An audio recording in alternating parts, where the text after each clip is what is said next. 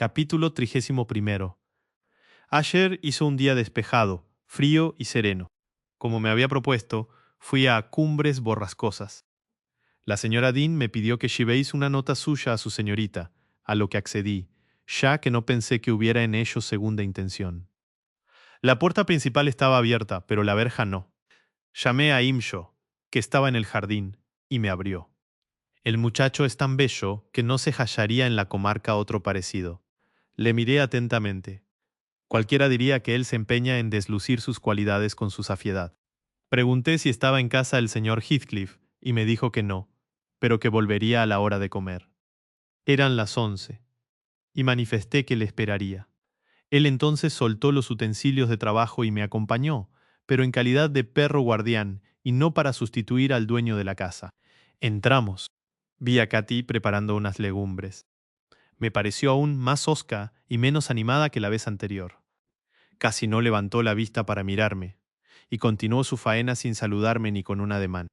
No veo que sea tan afable, reflexioné yo, como se empeña en hacérmelo creer la señora Dean. Una beldad, sí lo es, pero un ángel no.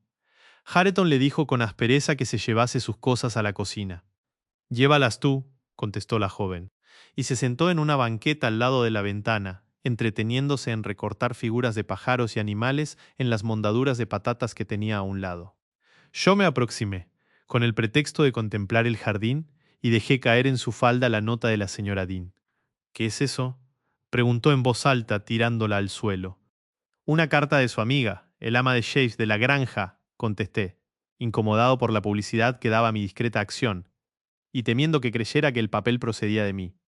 Entonces fue a cogerla, pero ya Hareton se había adelantado, guardándosela en el bolsillo del chaleco y diciendo que primero había de examinarla el señor Heathcliff. Katy volvió la cara silenciosamente, sacó un pañuelo y se lo llevó a los ojos. Su primo luchó un momento contra sus buenos instintos, y al fin sacó la carta y se la tiró con un ademán lo más despreciativo que pudo. Katy la tecogí la leyó, me hizo algunas preguntas sobre los habitantes, tanto personas como animales de la granja, y al fin murmuró, como si estuviera hablando consigo misma. ¿Cuánto me gustaría ir montada en Minnie? ¿Cuánto me gustaría subir allá? Estoy fatigada y hastiada, Hareton. Apoyó su linda cabeza en el alféizar de la ventana, y dejó escapar no sé si un bostezo o un suspiro, sin preocuparse de si la mirábamos o no.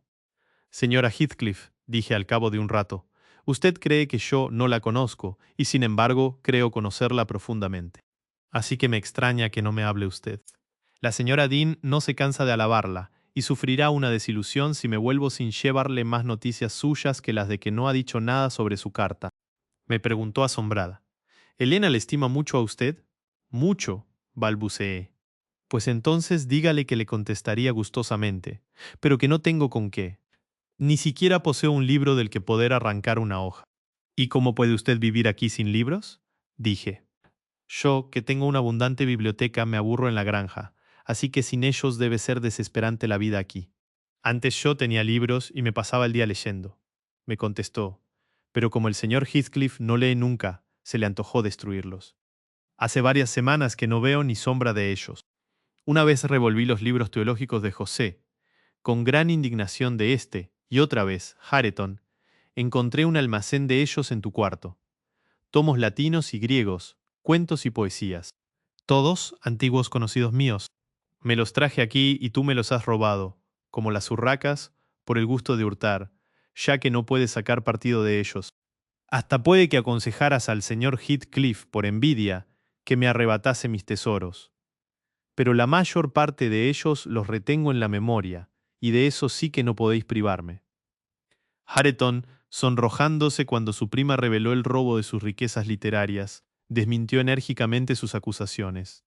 Quizá el señor Hayton siente deseos de emular su saber, señora, dije yo, acudiendo en socorro del joven, y se prepara a ser un sabio dentro de algunos años mediante la lectura.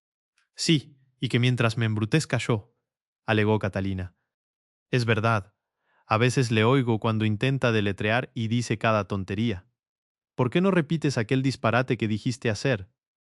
Me di cuenta de cuando apelabas al diccionario para comprender de lo que se trataba aquella palabra, y te oí renegar y maldecir cuando no comprendiste nada. Noté que el joven pensaba que era injusto burlarse de su ignorancia y a la vez de sus intentos de rectificarla. Yo compartí su sentimiento, y recordando lo que me contara la señora Dean sobre el primer intento de Hayton para disipar las brumas en que le habían educado, comenté: todos hemos tenido que empezar alguna vez, señora, y todos hemos tropezado en el umbral del saber. Si entonces nuestros maestros se hubiesen burlado de nosotros, aún seguiríamos dando tropezones. Yo no me propongo limitar su derecho a instruirse, repuso ella, pero él no tiene derecho a apoderarse de lo que me pertenece y a profanarlo con sus errores y sus disparates de pronunciación. Mis libros de verso y de prosa eran sagrados para mí porque me recordaban muchas cosas, y me es odioso verlos mancillados cuando los repite. Además, ha elegido para aprender mis obras favoritas, como si lo hiciera a propósito para molestarme. Por unos instantes, el pecho de Hareton se agitó en silencio. Estaba colérico y mortificado y le costó mucho dominarse. Yo me puse en pie y me asomé a la puerta. Él salió de la habitación y a los pocos minutos volvió cargado con 6 u 8 libros. Se los echó a Katy en el regazo y dijo: «Ahí los tienes. No quiero volver a verlos más, ni a leerlos, ni a ocuparme para nada de lo que dicen». «Ya no los quiero», contestó esa. «Me harían recordarte y los odiaría». Sin embargo, abrió uno, que mostraba haber sido manoseado muchas veces, y comenzó a leer un pasaje con la pronunciación lenta y dificultosa de alguien que estuviera aprendiendo a leer. Después se echó a reír. «Escuchen», dijo después, y comenzó a recitar de la misma manera los versos de una antigua balada.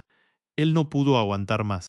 Oí y no me sentí inclinado a censurarle del todo, un bofetón que hizo callar la provocativa lengua de la muchacha.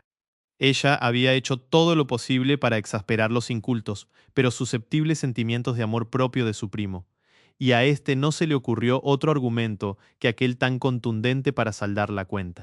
Después él cogió los libros y los arrojó al fuego. Me di cuenta de que este sacrificio que hacía en aras de su rencor le era muy penoso. Supuse que mientras los veía quemarse recordaba el placer que su lectura le había producido, y también pensé en el entusiasmo con que había empezado secretamente a estudiar. Él se había limitado a trabajar y hacer una vida vegetativa hasta que Katy se cruzó en su camino. El desdén que esa le demostraba y la esperanza de que algún día le felicitase habían sido los móviles de su afán de aprender. Y he aquí que, por el contrario, esa premiaba sus esfuerzos con mofas. «Mira para lo que valen a un bruto como tú», gimió Catalina chupándose el labio lastimado y asistiendo al incendio con indignados ojos.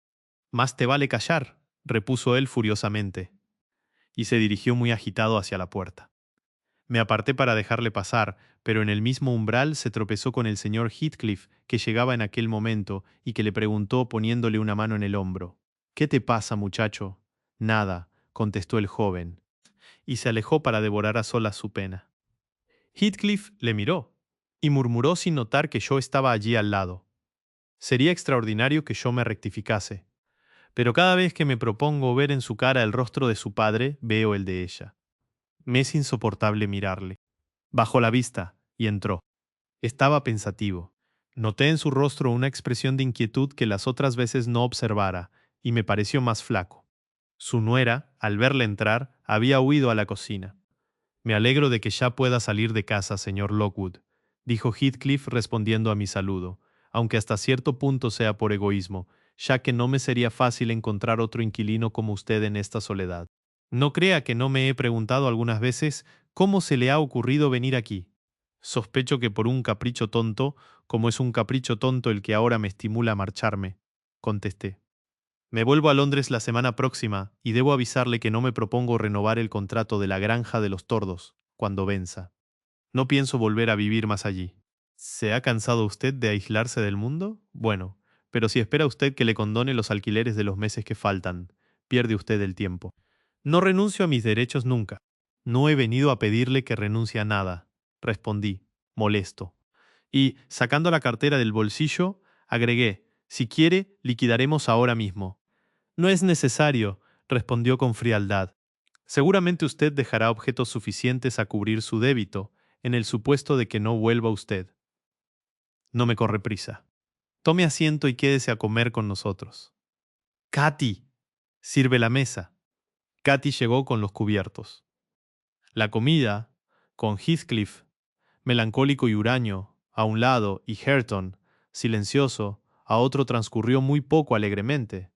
Me despedí en cuanto pude. Me hubiese gustado salir por la puerta de atrás para ver otra vez a Katy y para molestar al viejo José, pero no pude hacer lo que me proponía, porque mi huésped mandó a Hareton que me trajese el caballo, y él mismo me acompañó hasta la salida. Qué tristemente viven en esta casa, medité mientras bajaba por el camino. Y qué hermoso y romántico cuento de hadas hubiese sido para la señora Linton Heathcliff el que nos hubiésemos enamorado, como su buena Asha quería, y hubiésemos marchado juntos a la turbulenta ciudad,